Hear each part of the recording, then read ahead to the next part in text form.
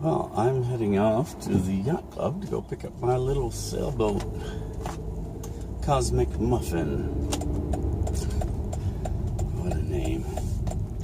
I didn't name it that. It came with the name Veritas, which means truth. But when I was washing that boat for the first time, I peeled off Veritas power washed off, and under it I could see in the gel coat Cosmic Muffin. Got a little boat on there, all tied down with the dinghy on it. We're heading home. Hey, I'm at home loading the boat.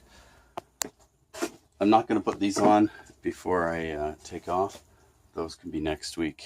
A few other little things I want to do, but just don't have time now. We got to keep moving, keep loading. Looks like it's going to rain soon. Okay, a few last minute preparations. This is my bottom interior hatch cover. This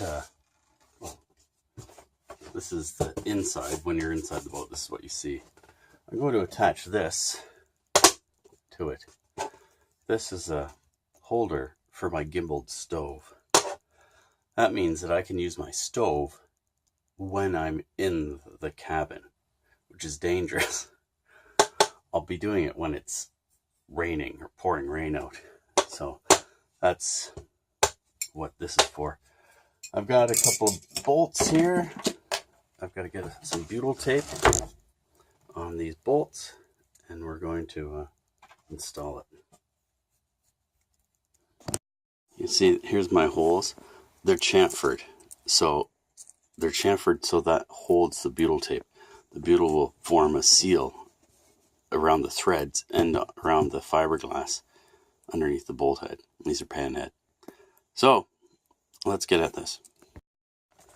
So how much butyl do I use? Right here. See how it's all the way around. I'm going to push the bolt through. You can see that the butyl has oozed out. So when I'm going to do the same thing to the other one. When I'm tightening this, I don't want this bolt to spin. So I'm going to hold this with a screwdriver and only tighten the nuts on the other side. Because if I let this spin, it's going to swirl the butyl, and it's not going to give a very good seal. Put my nuts on here. Now I've measured inside the boat already to make sure that this is going to be in a safe spot for the stove. It won't be hitting the keel trunk. A screwdriver holding the back so it won't turn. So a good chunk of butyl is squeezed out. And how you get rid of it is you pull it off. It comes off very easily. I've got my new gimbaled cooker thingy. Okay, so I'm inside the boat now, and this is how this is going to work. The cooker fits in there like that. So it's gimbaled, so it's not going anywhere when we're sailing.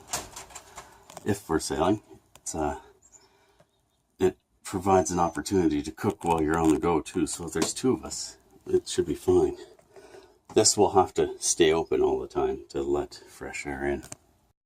So the reason I've installed this, oh, look at that. Hey, there's a mesh bag hanging here. Wouldn't that be handy to put things in?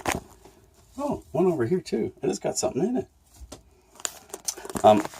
The reason I've installed this is last year I was out cruising with my buddies, and it was too windy to cook outside. And even with the tin foil wrapped around to protect the flame, it kept going out. So I brought it in and I set it on here. So here it is. That's, you think, oh, that's a little wobbly, but it should be fine. until you get a big pot of something up here, and it's dangerous. And I had this fall last year, and it tipped over and fell down here when I moved on the boat in the cockpit. So that's why now I won't have that fall because it'll be gimbaled. So I've got my motor in here. I've got my anchors up the front, tools, clothing, what else? Cooking stuff. Oh, there's Coleman. That's Coleman. Coleman's coming. Okay. So this is my cooking stuff. There's my sock monkey. He can ride right there. All the way where we're going. So I want the front of the boat to be heavier than the back of the boat because you can lose control pretty easily on the highway if the back's heavier. Okay, let's get over here. Let's close this up and get our dinghy tied on, and we're done. Okay, I've got the boat loaded and pretty much ready to go. I've got to stop and get 15 liters of fuel and just put my food in the cooler in. Just the cooler really, and everything that's in it. I'm on the road. It's almost 6:30. I've been on the road for about half an hour, and just heading towards Wiarton. We're gonna hook up with my buddy Willie. He's a white groundhog. We're gonna go sailing. Trailer's towing really nicely. I stopped and got gas. I'm bringing extra gas because the forecast is kind of iffy. We may end up motor sailing part of the way back, so I want to have enough gas. It's always good to have 1/3 for getting there, 1/3 for getting home, and an extra third for when the shit hits the fan. So we're set. Well, I made it. Got the dinghy in. The water's really high. There's usually a ramp that goes down. You see the stain it leaves on the dock. Well, they took the ramps away. The sun's about to set, so I gotta get this ready. Okay, we're gonna splash the boat in the lake. I'm doing this without help, because nobody else is here. The lake is nice and calm. Wow. Okay, the boat's untied. I don't have it tied to the dock yet.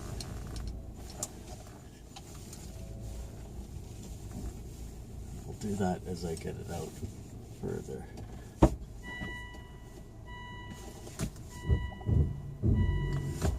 That's probably going to be the spot right there.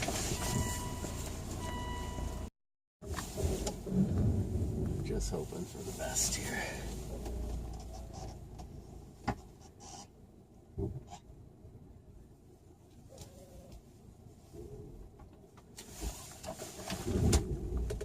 Go.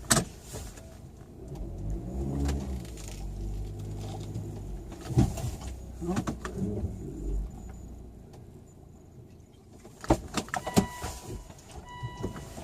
Water, nice. Okay, there it goes.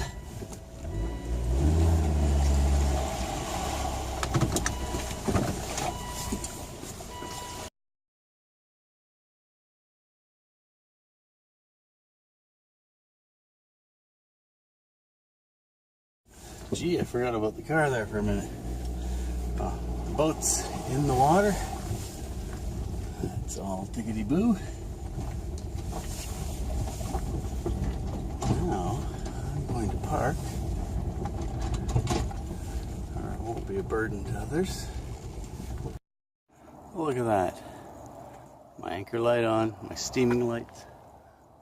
My white light on the back isn't working though. I must have unplugged it somehow. I can worry about that later. Not going to be motoring at night anyways. Not that my plan is. That's not my plan. I'm legal with just the white light up on top, so we're good. All loaded up. The only thing I don't have is the oars in the dinghy. I'm not going to put them in the dinghy because I don't want them to go missing in the night. You never know. It's just easier not to have them on board. I'll put them in tomorrow. Here's the little critters. Frogs. They're toads. They're amphibians anyways. So it's 9:43, almost 10 o'clock. It's taken me an hour, a little less than an hour to get everything ready to go. And I'm going to be turning in soon. I'm going to sleep on the dock here. There's no sense going out there and anchoring. I guess I could pull it over here on the grass. That'd be fine. Oh well. I'm going to wrap it up here. Thanks for watching. Please click clicky things and get out in your little boat. Like this is amazing. What it cost me for gas. For the motors, 2 cans, and the car was $100. That'll last me all weekend. I'll get home on that tank of fuel and still have enough to get around for at least half the week. And now it's just going to be food, which I brought. Pretty good deal, this.